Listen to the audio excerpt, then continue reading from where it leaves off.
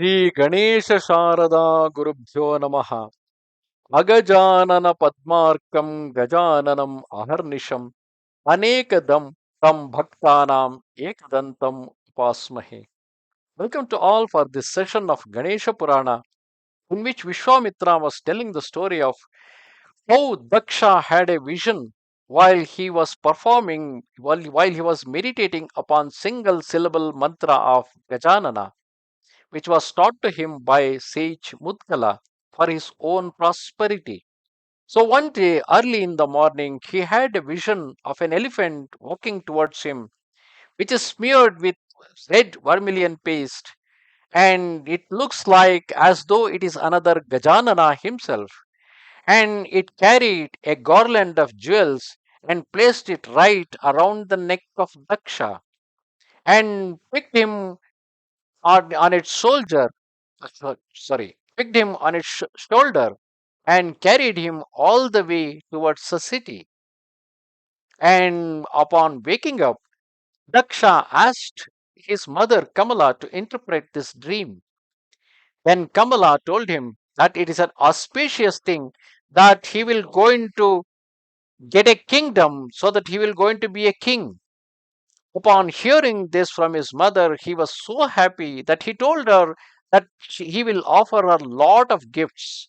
But then Kamala told him, "You need to be first the right, just king, obeying the good laws and always obeying the great Brahmins as well as the demigods and others, so that you can take care well of your subjects."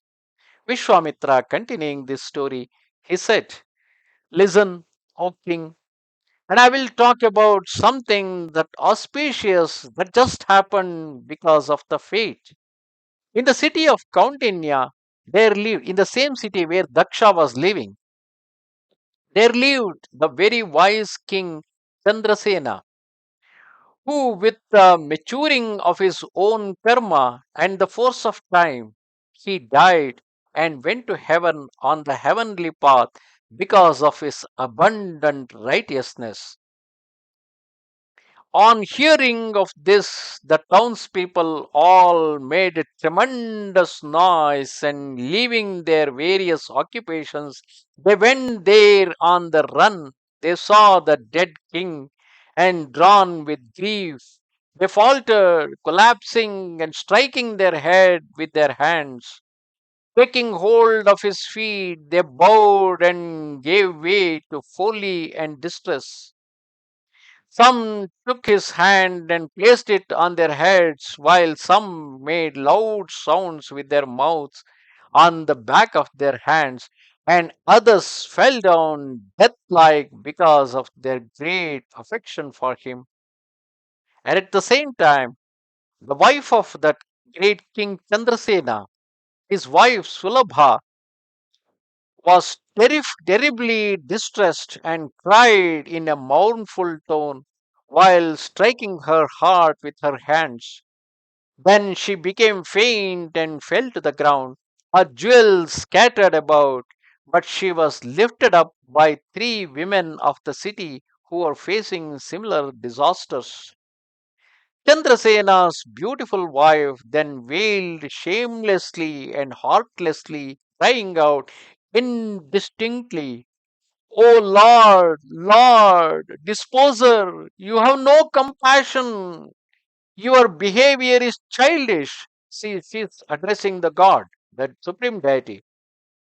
When people are in love, you unite them, but you separate them before their purpose has been achieved. The very purpose for which the people unite is to get the child. Now, king, I have not yet asked you, so tell me where you have gone, repository of compassion. I will go to that blessed spot every day if you tell me, O beloved, what transgression of mine has brought you into this cruel state now? What sin I have made because of which you had left me? Forgive that, and free of shame, I will make obeisance in the midst of people. Wherever you have gone, please take me, your sonless wife who brings you love, Without a husband, all triple worlds becomes empty for her because the king and the queen did not had any child, which is the purpose of their marriage. And so they do not have a heir to the throne. So that is why all the subjects were shocked. They were not knowing who will going to take care of their kingdom henceforth. Sage continued the story. His ministers were Sumantu and Manoranjana, and they too lamented about him, saying, "What will happen to the kingdom? Where was the excellent king gone without consulting the two of us? Why don't you speak, O my king? Why have you gone, remained silent? Can't you see that your beloved wife has become distressed like a widow? O king, we will come too after we have given up everything, including our status as householders. But now that this city is without a lord, because you don't have any child, that king was not having any son, so there is no heir to the throne. So without a lord, who will protect this kingdom? And on that occasion, a very wise Brahmin who knew the truth of the Vedas and the Shastras uttered some sharp words on that very subject. You are all self interested, and nobody here is trustworthy. The tear drops of the friends fall onto the face of the deceased, and a dead body becomes a burden for the earth. This is what is the culture says, that when someone dies, the people are not supposed to cry, because when you cry, your very tears fall on the dead body and in the face of the deceased, and that will going to be a burden for the world, because the person who has died, he is a visitor to every person, every individual of us is a visitor to this earth. This is not his real home. His home is elsewhere. He has visited this earth in the form of the body, and now he had left the body, he had gone back to his home. Actually, every death is a matter of rejoice. That we need to rejoice that the person had finally returned back to his home. But in reality, it is not so. People do cry. So this wise Brahmin is telling the same thing. But will anyone else in this round shaped universe follow the dead? You all are saying, including the queen and the ministers, everybody is saying that we will follow you. But in reality, does anyone follow a dead person? Nobody. It's the truth. And here is Queen Sulabha weeping with the wish for his life. But never does her heart weep for going after him. He is weeping. She is crying. But can she go behind him? Moreover, all your townspeople are all just obsessed with the progress of your own concerns. They are all concerned about who will going to take care of them, who will going to take care of the kingdom. Nobody will going to follow the king. Have not the kings of lunar and solar dynasties died? These are the two great dynasties which ruled India for thousands of years. It's called as Surya Vamsha, which is called as dynasty of the sun, and the dynasty, lunar dynasty, is called as Chandra Vamsha. Kings from Surya Vamsha and Chandra Vamsha ruled over the earth for several thousand years with India as their headquarters. This is what the Puranas say. Look, after you have got yourselves up, you must prepare the king's body. Only the closest relative and no other can perform the funeral rite. And for this very purpose, people are very eager to have a son. Why one always wish to have a son?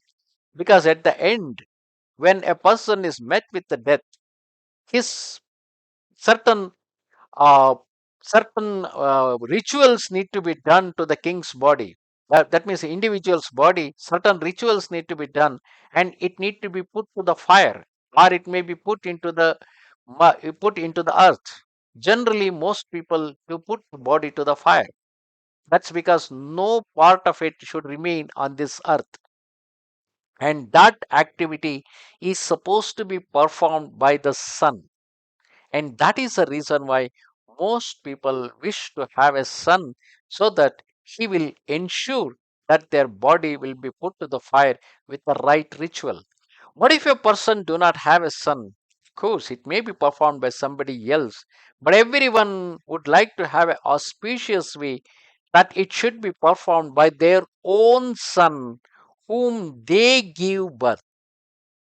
And that is the reason why people always hanker upon having a son. In consequence of this, bring a son who is appropriate to the law or some other, for he must begin the rites, and everyone must give him the benediction of sesamum. Admonished by what brahmin, all the townspeople, the two ministers, and the women who performed his funeral rites, the minister did everything, and everyone gave a benediction of sesamum, and after they had bathed again at length, they all entered the city. So the minister took the responsibility, and he put the king's body to the fire.